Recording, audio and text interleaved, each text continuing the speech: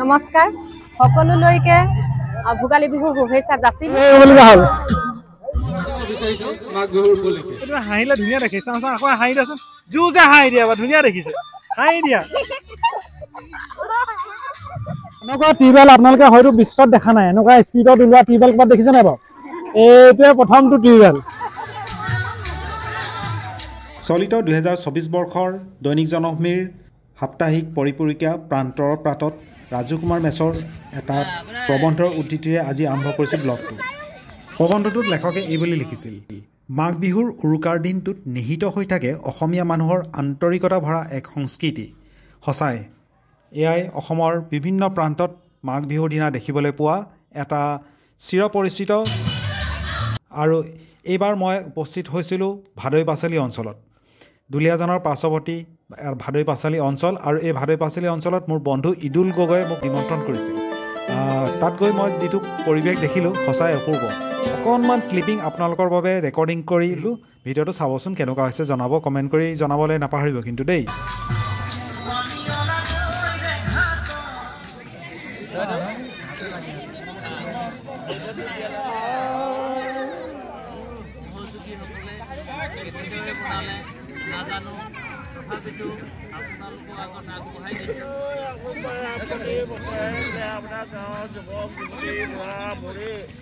সকলো জাতিৰ লগ লাগি মাঘৰ সংক্ৰান্তি ভোজ ভাত খোৱা আৰু থল লাগে আৰু যেন যে কোনোবাখিনি দোকানো গৈছিলে ওলাওঁতে সময়তে কওঁতে মেলিতে দোকানো গৈছিলে কি মৰিকণ কৰি কৃপা কৰিব বুলি সেয়া আপুনি কৃষ্ণ হৰে শান্ত কৰে।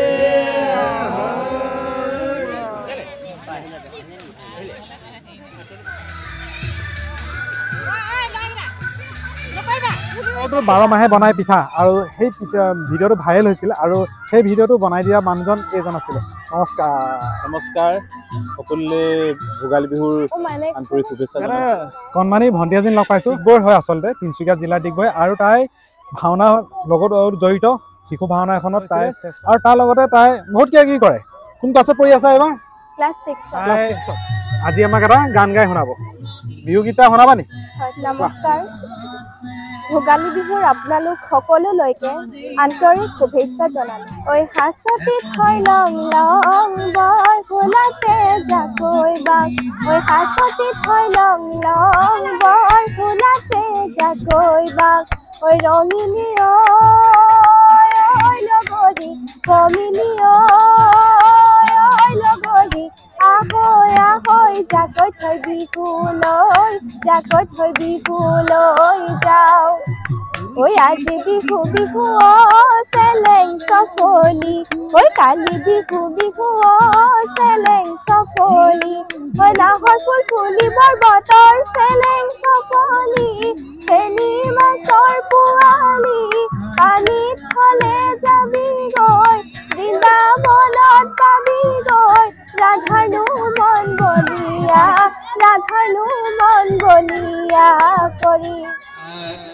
আমাৰ গাঁৱৰ হৈ মেজি নিৰ্মাণকাৰী যিসকল ছাত্ৰ ছাত্ৰী অংশগ্ৰহণ কৰিছিলে তেওঁলোকক আমি আমাৰ ৰাইজৰ হৈ এতিয়া সামান্য উপহাৰ দিব বিচাৰিছোঁ। কাতি বিহু হয়নে?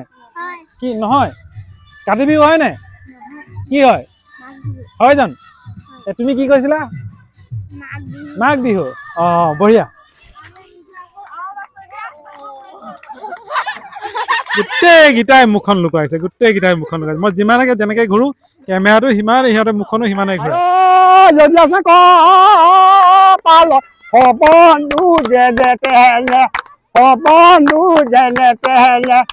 আৰু নো চহকী লৈ যোৱা নদীলৈ পালত পৱনো কৰে তেৰা, পৱনো কৰে তেৰা, আৰু নো দুখীয়া লৈ যোৱা।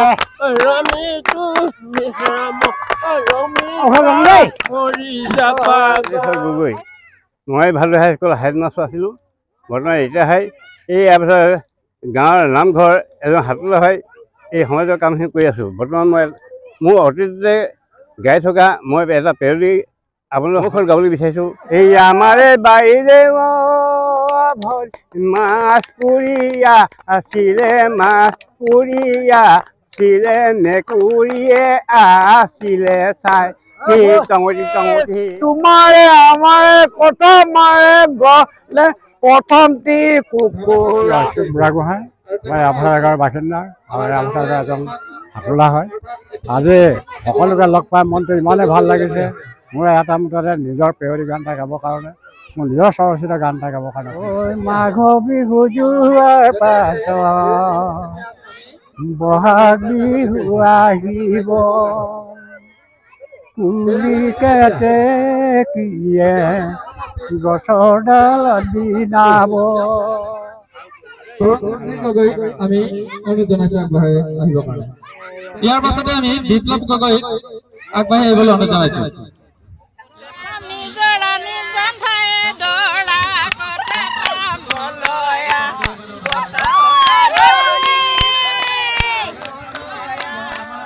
ৰাজনী আৰু মই ৰহিলে জিও মোৰ আছিলে পিতলা গৰি সিও পাতি ললে ঐ বিয়া মোৰ ৰাজনী সিও পাতি ললে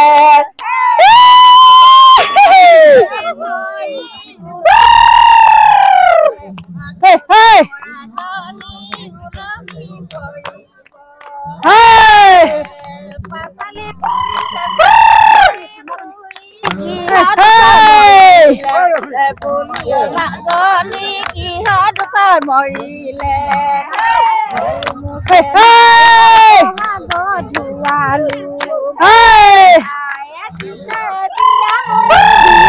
বয়সত দেখিছে মোছে নাই বয়সত দেখিছে এটা কাৰ্যসূচী যেতিয়া আৰম্ভ হয় তেতিয়া এটা ঘোষণা দিয়ে আমাৰ ইদুল গগৈ বৰ ধুনীয়া ঘোষণা কৰে আহাচোন এটা ঘোষণা কৰি দিয়া এতিয়া যে মিউজিক চেয়াৰ হ'ব মিউজিক চেয়াৰটো ঘোষণা কৰি দিয়া আমি এৱাথাৰ ৰাইজৰ লগত সংগতি ৰাখি ভোগালী বিহু আয়োজন কৰি চৰকাৰ দিয়াৰ লগে লগে প্ৰতিযোগিতা আৰম্ভ হ'ব ইদুল গগৈয়ে মিউজিক চেয়াৰ কম্পিটিশ্যনৰ আহ্বান জনালে বৰ মিহি মিহিকৈ দিলে মই জিছোঁ ৰ'ব মই ভালকৈ দিম এই আমি ক'বলৈ লৈছোঁ আজিৰ দিনটোৰ আটাইতকৈ আকৰ্ষণীয় প্ৰতিযোগিতা মিউজিক চেয়াৰ প্ৰতিযোগিতা আৰু লগত থাকিব আম্পায়াৰ ইদুল গগৈ ধন্যবাদ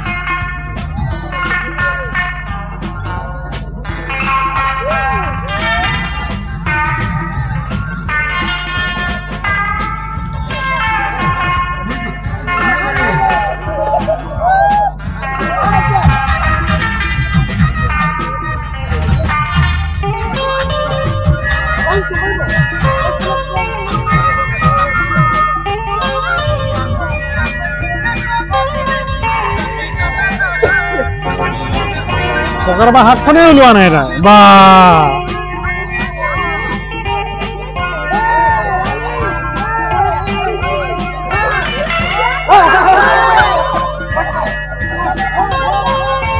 অনুষ্ঠিত হৈ আছে মিউজিক চেয়াৰ প্ৰতিযোগিতা কিন্তু সকলোৱে নিজৰ চকীখনৰ প্ৰতি আকৰ্ষণ চাওক কেনেকৈ চকীখনৰ ল'বলৈ কোনে কয় গাড়ীৰ প্ৰতি আকৰ্ষণ নাই এই গাড়ীৰ প্ৰতি কেনেকুৱা আকৰ্ষণ চাওক তই মই যুদ্ধ চলিছে আৰু গাড়ীখনৰ কাৰণে নিজৰ চকীখনৰ কাৰণে ছোৱালীজনী মন দিয়ে হাতে ওলোৱা নাই তাই কি নাচিব এতিয়া কওঁতেহে হাতখন উলিয়াইছো দেই আৰু এই আমাৰ খুৰীয়েতো পুৰা নাচিছে একদম কলম এটা লগত প্ৰাইজ এটা লগত লৈ লৈছে আৰু বাকী কেইজনৰ চাওক ইমান চালো চকীখনৰ ওচৰৰ পৰা একদম আঁতৰিয়ে নিদিয়ে চকীখন পাৰ হোৱাৰ লগে লগে একদম শ্ল' হৈ যায় এয়া লাহেকৈ চকীখনত টিপকৈ বহি দিলে গৈ পেলাই এওঁ এইজনী পোৱা নাই বহিবলৈ চেষ্টা কৰি আছে দৌৰি আছে পৃথিৱী ঘূৰণীয়া আৰু এইয়া লাষ্টত গৈ বহি নদী পাইছে চেয়াৰখন দেই প্ৰথম বি পাইছে আমাৰ প্ৰতিযোগীসকল সাজু হৈ আছে নাচো কৰি আছে কিন্তু প্ৰব্লেমটো কি হৈছে গম পাইছেনে তেওঁলোকে চেয়াৰখনৰ ওচৰত বৰ ধুনীয়াকৈ নাচে কিন্তু য'ত গেপ থাকে তাত তেওঁলোকৰ মনটো একদম ঠাণ্ডা হৈ থাকে আকৌ যেতিয়া চেয়াৰখনৰ ওচৰত পায়গৈ তেওঁ আকৌ ধুনীয়া নাচে আৰু এজনী ভণ্টি দেখিছোঁ দেই তাই আগা পিছা কৰি আছে নচা নাই কিন্তু এইয়া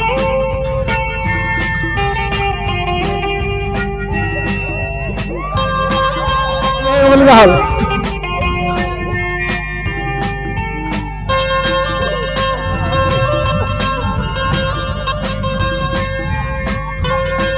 ক্ৰমান্বয়ে চকী কমি আহি আছে আৰু চকী কমি অহাৰ লগে লগে খেলুৱৈসকলৰ মাজতো মানে হয় শংকা চকী হেৰুৱাৰ ভয় এটা খুব বাঢ়ি গৈ আছে আৰু এয়া চকী হেৰালে এজনী দৌৰিলে গ'লে কিন্তু চকী পাবলৈ চেষ্টা কৰিছে আৰু সফল এইজনে বিহাইণ্ড দ্য চেঞ্চ থকা মানুহজন যিজনে গানবোৰ বজাই আছে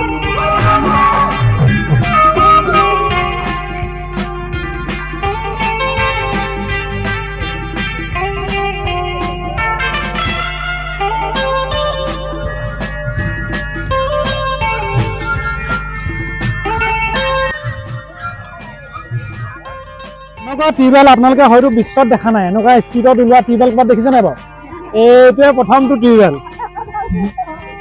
বাইদেউ আপোনালোকে ঘৰতো বাচন ধুৱে ইয়াতো বাচন ধুৱে দেখোন বিহুৰ বাচন বৰ্তন বিহুৱে খাই বৈ ধুবই লাগিব লগতে আজি যিহেতু বিহুৰ বতৰ সেইবাবে এফাকি বিহু গীত গাবলৈ কোৱাৰ বাবে মই গাবলৈ চেষ্টা কৰিছোঁ ঐ আজি বিহু তলিত শুনিলো ঢোলৰ মাত শুনিলো পেপাৰ মাত বিহু বিহু লাগিছে গাতে কি লগৰীয়া নাচি নাচি বিহু মাৰিবলৈ যাওঁ